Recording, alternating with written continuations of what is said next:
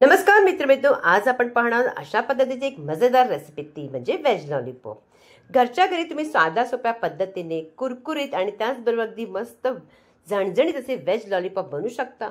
लहानांपासून मोठ्यांना सगळ्यांना आवडेल. त्याचबरोबर कधी एखादी बर्थडे पार्टी असेल किंवा तुम्हाला काही खावंसं वाटतं, पाहुणे येणार असाल, तर त्यावेळी तुम्ही अशा पद्धतीने बनवून ठेवू शकता. त्यांना सुद्धा नक्की खूप आवडेल आणि तुमचे काम सोपं जाईल. तर चला, जास्त काही न बोलता पटकन रेसिपीला सुरुवात करूया. एखादा पॅन घ्यायचा किंवा तवा, त्याच्यावरती तेल गरम करून लसणाच्या पाकळ्या थोडासा परतून घ्यायचं. हलक्याचं परतायचे, काही जास्त भाजायचं नाहीये. त्यानंतर आपण हिरव्या मिरच्या घ्यायच्या, 2-3 बारीक बारीक तुकडे करायचे, ते घालायचे. मुलांना देत असाल तर कमी प्रमाणात घातलं तरी चालेल, नाही घातलं तरी चालेल. आता हे झालं की इथे घेतल्यात मी भाज्या म्हणजे मक्याचे दाणे, गाजर, मटार आणि सिमला मिरची.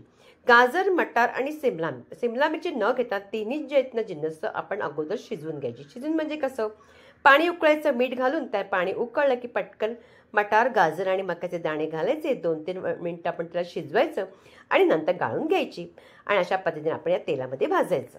आता ही सगळ्या भाज्या आपल्या भाजल्या गेल्यात, म्हणजे नुसतं परतायच्या असतात. 2-3 मिनिटं काढायच्या आणि त्यानंतर इथे घेतलंय मी उकडलेला बटाटा. 2 बटाटे घ्यायचे, हे बाइंडिंगचं काम करेल. भाज्या थोडासा हलकासा थंड झालं त्या घालायच्या याच्यामध्ये. घातल्यानंतर अगदी मोजकी, अगदी जे आपण रोजची आपले जिन्नस आहेत म्हणजे तेच घालणार आहोत. इथे तुम्ही चायनीजचा पण सॉसेस घालू शकता.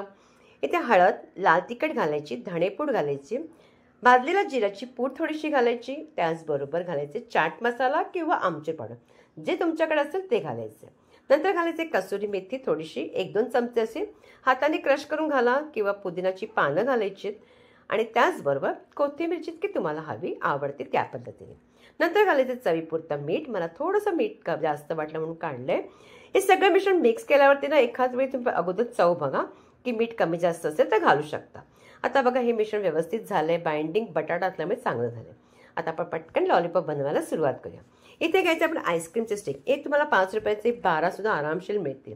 एखादं मिश्रण घ्यायचं, हातावर थोडंसं अगदी गोल करून ह्याला जरासं हलकंसं तळावरती दाबायचं.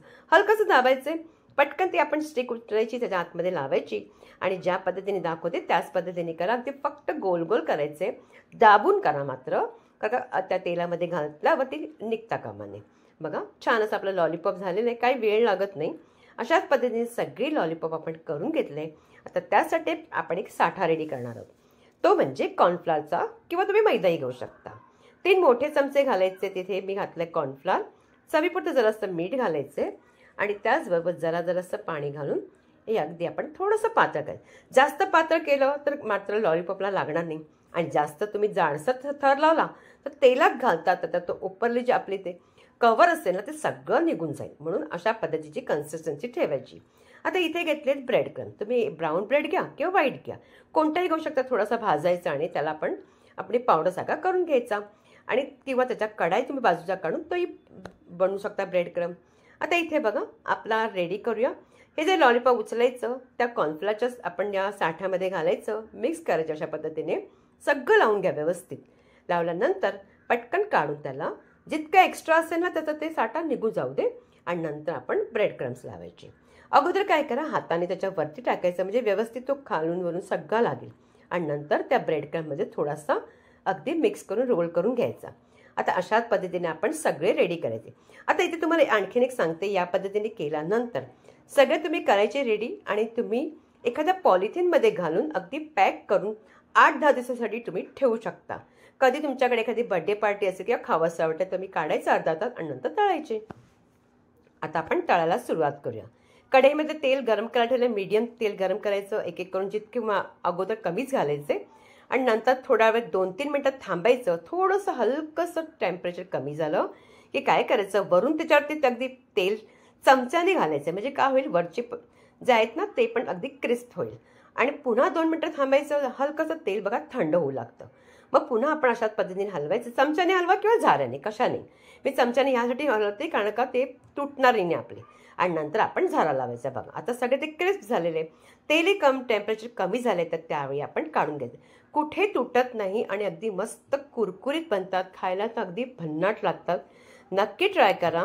कधी बड्डे असेल, मुलांना खावंसं आवडेल, करून ठेवू शकता. तर चला, आता आपण हे सगळे लॉलीपॉप काढून घेऊया. सगळे लॉलीपॉप आपण रेडी केलेले आहेत. तुम्ही सॉस चटणी कशाबरोबरही खाऊ शकता किंवा नुसते असे खाल्ले ना चहाबरोबर तरी सुद्धा छान लागतात.